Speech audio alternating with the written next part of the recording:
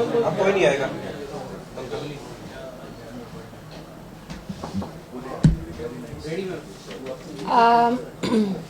सबसे पहले तो आप सबका यहाँ आने पे बहुत बहुत धन्यवाद। आज मैं ये बताना चाहूँगी कि हमारे माननीय मुख्यमंत्री जी ने राव साहब के अपील पे चरखी दादरी में जो मेडिकल कॉलेज बनने जाएगा उसको राव तुलाराम जी के नाम पे करने की स्वीकृति दे दी है। तो मैं आज मुख्यमंत्री जी का बहुत बहुत धन्यवाद करना चाहती हूँ और साथ साथ मैं राव साहब के इन प्रयासों का भी बहुत बहुत धन्यवाद करना चाहती हूँ कि आज के दिन चरखी दादरी के जो मेडिकल कॉलेज जो बनेगा वो राव तुलाराम जी के नाम पे, ताकि दक्षिण हरियाणा की और मैं पूरे हरियाणा में जो स्वतंत्रता सेनानी रहे हैं और जो वीर रहे हैं उनके नाम पे एक मेडिकल कॉलेज बनने जा रहा है। साथ साथ अभी कुछ दिन पहले ही मुख्यमंत्री जी ने 100 करोड़ से ज़्यादा के शिलान्यास और उद्घाटन दोनों किए हैं और उसके बारे में भी मैं हेल्थ डिपार्टमेंट की तरफ से कुछ बताना चाहूँगी आपको कि हर ज़िले में अब महिलाओं की क्लिनिक खुलेंगे। 23 के 23 ज़िलों में महिलाओं के लिए क्लिनिक बनेंगे। तो एक स्वस्थ नारी सशक्त परिवार के तहत ये बहुत बड़ी योजना है हमारी सेंट्रल गवर्नमेंट की भी और हमारे राज्य सरकार की भी। इसके साथ साथ एक अमृत योजना जो फार्मेसी है, अमृत फार्मेसी जो सेंट्रल गवर्नमेंट की फार्मेसी रही है, आज तक सिर्फ रोहतक के पीजीआई में रही है। अब ये अमृत फार्मेसी हर डिस्ट्रिक्ट नागरिक अस्पताल में खुलेगी।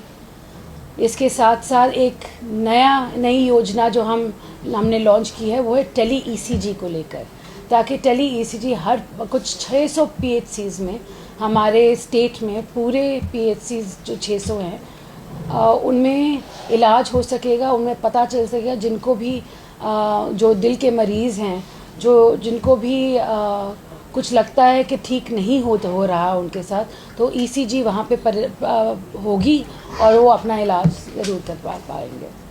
और इसके अलावा 766 जो हमारे पीएचसी सीएचसीज अर्बन ब्लॉक हेल्थ क्लिनिक्स हैं, सब सेंटर्स हैं, उनको मुख्यमंत्री जी ने मंजूरी दी है और 766 नए हेल्थ जो हमारे हेल्थ सेंटर्स हैं वो बनने जाएंगे। मैम जी, विमेन क्लिनिक्स आपने बोला अलग से होगा, ये कैसे सेपरेट होंगे गवर्नमेंट हॉस्पिटल से और काउंसलिंग? नहीं, गवर्नमेंट हॉस्पिटल्स में ही होंगे जी। हाँ जी, ये सिविल अस्पताल में ही होंगे। सॉरी, आपने कुछ कहा? सॉरी जी, ये सिविल अस्पताल का ही हिस्सा होंगे और एक नया वो होगा कि जहाँ महिलाओं को अपनी दिक्कतें पड़ती हैं उनके लिए वो प्रावधान किया गया है कि वो सीधा जाके उन क्लिनिक्स में अपना देखभाल अपना इलाज करवा सके। टेली ईसीजी कैसे होगी, मतलब क्या इतना इंफ्रास्ट्रक्चर होगा? जी, ईसीजी मशीनें लगाई जा रही हैं, तो बिल्कुल इंफ्रास्ट्रक्चर है पीएचसीज में।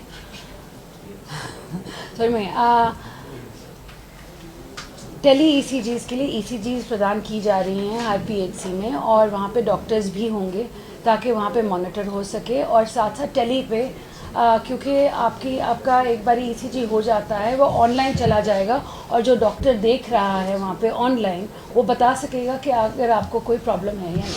जो महिला क्लिनिक होंगे वो जिला अस्पताल के अंदर ही होंगे या अलग से होंगे? नहीं, जिला अस्पताल में। हाँ जी, हर डिस्ट्रिक्ट में अस्पताल में ही रहेंगे। इसके लिए फंक्शनिंग किस तरीके से होगी? जो महिला अस्पताल आप कह रहे हैं, महिला क्लिनिक जो कह रहे हैं, जैसे मान लो एक्सरे करवाना, अल्ट्रासाउंड कराना, वो सारे गवर्नमेंट हॉस्पिटल भी इस्तेमाल होंगे? बिल्कुल नहीं, बेसिकली नहीं, आप बात कर रहे हैं, मैं कह रही हूँ महिलाओं को लेकर जो प्रॉब्लम्स होती हैं उनकी बात, हम समस्या की बात कर रहे हैं। हम रेगुलर ईसीजी या एक्सरे की बात नहीं कर रहे, हम और महिलाओं की और प्रॉब्लम्स होती हैं उनको दिखाने की। मैम, अमृत फार्मेसी की आपने बात की है, तो अभी क्या मतलब पायलट प्रोजेक्ट के तौर पे कहाँ शुरू है? नहीं, अभी शुरू होनी है जी। अभी अभी सीएम साहब ने इसका उद्घाटन किया है। अभी हर डिस्ट्रिक्ट अस्पताल में, डिस्ट्रिक्ट अस्पताल के अंदर या अगर वहाँ जगह नहीं है तो बाहर की तरफ हम एक कियोस्क बनवाएंगे जहाँ अमृत फार्मेसी लगाई जाएगी और कम से कम दामों पे बेहतरीन जो हमारी मेडिसिन्स हैं वो वहाँ मिलेंगी। मैम, हेल्थ इंफ्रास्ट्रक्चर को लेकर बीते दिनों मुख्यमंत्री जी और आपने पंचकुला में एक कार्यक्रम में शिरकत की थी। अगर 1.5 साल की बात करें आपके कार्यकाल के एज ए हेल्थ मिनिस्टर, तो कितना इम्प्रूव आप लोग कर पाए हैं? जो आपने तय किया था क्या उसके मुताबिक आज प्रदेश में स्वास्थ्य सेवाएं लोगों को मिल रही है? मतलब क्या और आगे की क्या प्लानिंग है बड़े तौर पर? नहीं, बड़े तौर पे जी प्लान तो 1.5 साल में, मैं पहले तो ये फिर से ये ज़रूर बताना चाहूँगी कि पिछले 1.5 साल के कार्यकाल में हमने 2 मेडिकल कॉलेज खोले हैं। हमने 200 सीटें मेडिकल कॉलेज में शुरू की हैं। इसके साथ साथ आने वाले इस साल में हमें कुटेल जो करनाल में है वो मिल जाएगा और हैंड ओवर हो जाएगा। तो उसके बाद हम फिर अपने एनएमसी से हमारी परमिशन शुरू होंगी, तो शायद अगले साल की बात होगी जब हैंड ओवर हो जाए। उसके बाद जींद का एक मेडिकल कॉलेज है, वो भी 80-85% कंप्लीट है। इसके अलावा यमुनानगर, सिरसा में भी मेडिकल कॉलेजेस बन रहे हैं। ये होगी MER की बात। आज के दिन हर मेडिकल कॉलेज में डायलिसिस, फ्री डायलिसिस जो है वो आज का प्रावधान है। अभी सीएम साहब ने इनॉग्रेशन किया है 2 और डायलिसिस सेंटर्स का, जो है 6 साल फरीदाबाद में और कोरियावास नारनौल में। तो सभी मेडिकल कॉलेजेस में आज के दिन डायलिसिस का प्रावधान है और लोग अपनी सुविधा के अनुसार वहाँ जाके अपना इलाज करवा सकते हैं। पिछले दिनों आप पंचकुला मेडिकल कॉलेज, अब हेल्थ की बात आई, तो हमने हेल्थ में 800 से ज़्यादा डॉक्टर शामिल किए हैं। अभी 450 डॉक्टर और जिसकी फाइल बहुत ही क्लोज है। लोगों ने अपने डॉक्टर्स ने अपने फॉर्म्स भर दिए हैं और बहुत जल्द आपको 450 और डॉक्टर्स मिल जाएंगे। हमने AMOs भी लगाए हैं। आज के दिन हमारी फार्मेसी की भी फाइल चल रही है, उसका भी मुझे पूरा भरोसा है कि जल्द से जल्द हमारी जो फार्मेसी को लेकर वेकेंट सीट्स हैं वो भी भर दी जाएंगी। जहाँ तक बात है इक्विपमेंट की, हमने हर सिविल अस्पताल में आज के दिन हमने या तो मशीनें खरीद दी हैं या PPP मोड पे गए हैं। तो हमने सारे प्रावधान कर दिया कि 500 एक्सरे 500 MEH होता है एक्सरे मशीन्स का, वो सारे सिविल अस्पताल में बेहतरीन से बेहतरीन एक्सरे मशीन्स वहाँ प्रदान की हैं। इसके साथ साथ हमने अल्ट्रासाउंड मशीन्स की हैं और CT स्कैन, MRI स्कैन हमने PPP मोड पे लगा दिया है। और जहाँ तक दवाइयों की बात है, मैं दवाइयों का अक्सर जायज़ा लेती रहती हूँ और जहाँ भी, क्योंकि हमारे क्या है कि आज के दिन हमारे जो वेयर हाउसेज़ हैं वो भरे हुए हैं, मगर मुझे कभी कभी लगता है जैसे line of the chain of command में मिसिंग है। तो मैं जाके खुद जायज़ा लेती रहती हूँ कि कहाँ पे कौन सी दवाइयाँ कहाँ क्यों नहीं पहुँची। तो ये मैंने सतर्क भी करा है सभी CMOs और PMOs को कि अगर दवाइयाँ हैं और तुम कहीं बाहर की दवाइयाँ दे रहे हो तो मुझे बताओ क्यों दे रहे हो। हाँ जी, आप पंचकुला गए थे मैम पिछले दिनों, आपने वहाँ की स्थिति भी देखी और अधिकारियों को डायरेक्शंस भी दी थी, कई खामियां वहाँ मिली जी। कुछ बदलाव हुआ मैडम उसके बाद? आपने क्या फीडबैक लिया? नहीं, मैंने फीडबैक लिया है। एक तो दवाइयों को लेकर जो डॉक्टर्स, जैसे मैंने अभी बात की कि जो डॉक्टर्स ने बाहर की दवाइयाँ प्रिस्क्राइब की थी उन पे हमने कड़ी नज़र रखी हुई है कि क्यों की है। और फिर इंक्वायरी मैंने करवाई है कि ये ऐसे 3 डॉक्टर्स मैंने पाए।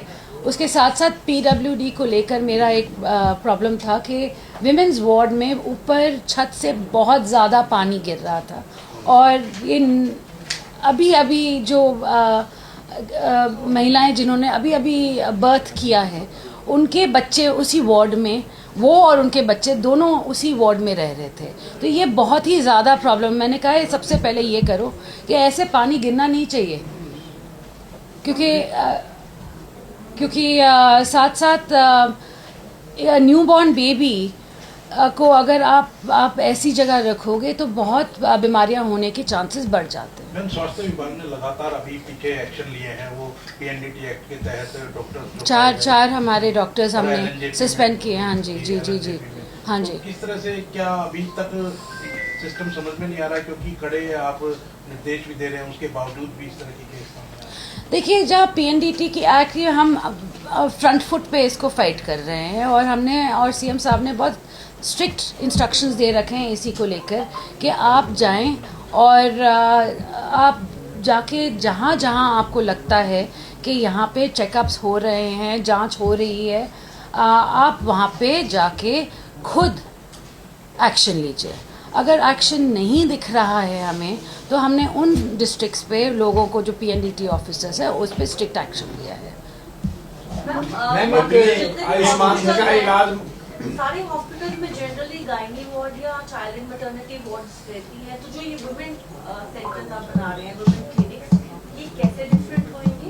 सो once a week, एक हफ्ते में एक बारी, they will be only for the women of तो आई थिंक थर्सडे या फ्राइडे जो है, जो महिलाओं के लिए स्ट्रिक्टली रहेगा जी। आयुष्मान जो पीछे का जो डेटा है वो जनरली ये कहता है, हाँ, एक सेकंड, सॉरी। आयुष्मान भारत जो है, हाँ, उसके तहत काफी ज्यादा चेंजेस आए हैं धरातल पे, क्योंकि पीछे का डेटा ये कहता है कि जो क्योंकि फ्री इलाज हो रहा है, तो ज्यादा से ज्यादा महिलाओं का इलाज जो है वो हो पा रहा है, क्योंकि पहले महिलाएं बहुत इग्नोर होती थी, अब फ्री इलाज है, क्योंकि ये पीछे का डेटा बोलता है। तो हरियाणा में क्या स्थिति है आयुष्मान भारत? जी, हुआ है? जी, मैं कहूँगी सभी तौर पे हमारे माननीय प्रधानमंत्री जी का हमेशा फोकस रहा है कि महिलाओं को लेके हम बेहतर जो भी योजनाएं हैं वो प्रदान करें, और स्वास्थ्य को भी लेकर हमने जब से नई सरकार बनी है, हमारा फोकस यही रहा है कि विमेन एंड चाइल्ड, तो तब से ही हमने विमेन और चाइल्ड विंग्स हर अस्पताल में शुरू कर दिए हैं। हमने साथ साथ जहाँ जहाँ हमने आज के दिन 100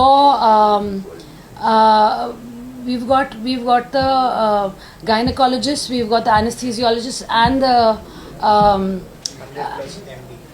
we've got gynecologists, anesthesiologists and pediatricians in every district, ताकि आगे चल के जहाँ जहाँ भी जो ट्रायड है, जहाँ महिलाओं को ज़रूरत है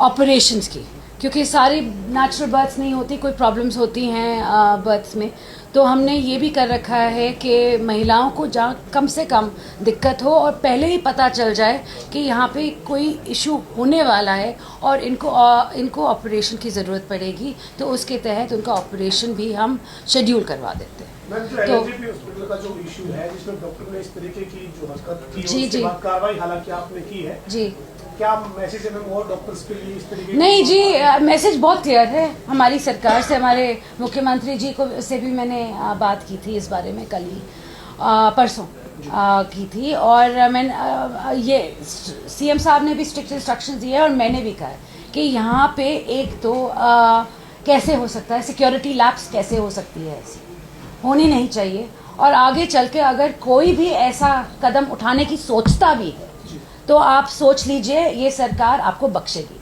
महिलाओं की सेफ्टी इंश्योर करने के लिए कोई इंस्ट्रक्शन दिए हो सरकारी अस्पतालों में? नहीं, बिल्कुल, हमने इनफैक्ट सीएम साहब और हम बैठे थे, एक मीटिंग कर रहे थे, तो उसमें हमने कहा था कि सफाई को लेकर और सिक्योरिटी को लेकर हम दोनों को हम पीपीपी मोड में करना चाहते हैं, ताकि और सिक्योरिटी हर अस्पताल को हम प्रदान कर सकें, बेहतर सिक्योरिटी। कितने सुधार की अभी और जरूरत है, आपको क्या लग रहा है? आप रोज रिव्यू करते हैं मैम? जी, काम इज ऑन गोइंग, कभी ख़त्म नहीं होता, काम में कुछ ना कुछ तो आता रहता है, मगर हमारी कोशिश बरकरार है, और हमारी कोशिश यही रहेगी कि हरियाणा के सभी नागरिक जो हैं उनको बेहतरीन से बेहतरीन स्वास्थ्य इलाज मिले। मैम, ये एक सवाल है इसके अलावा, ओपी यादव जो विधायक है वो कह रहे हैं कि राव नरवीर सिंह को राव लिखने का भी अधिकार नहीं, सिर्फ राव इंद्रजीत परिवार के पास ही है, वो तो गलत लिख रहे हैं, उसकी इस बयान को कैसे देखते हैं? और दूसरा, वहाँ जो अक्सर बना रहता है गतिरोध राव नरवीर सिंह और राव साहब के बीच में, किस तरीके से देखते हैं? ओपी यादव जी कह रहे हैं कि वो तो राव लगा ही नहीं सकते। आप ओपी यादव जी से पूछे ना ये सवाल ये मुझसे क्यों पूछ रहे हैं? देखिए, आज के दिन मैं सच्ची में बताऊं कि जो राव नाम है उसकी परंपरा एक है, मगर आज के दिन सबका पूरे दक्षिण हरियाणा में इतने सारे राव मिलते हैं, तो तो इसमें कोई पाबंदी नहीं है। हाँ जी। Thank you.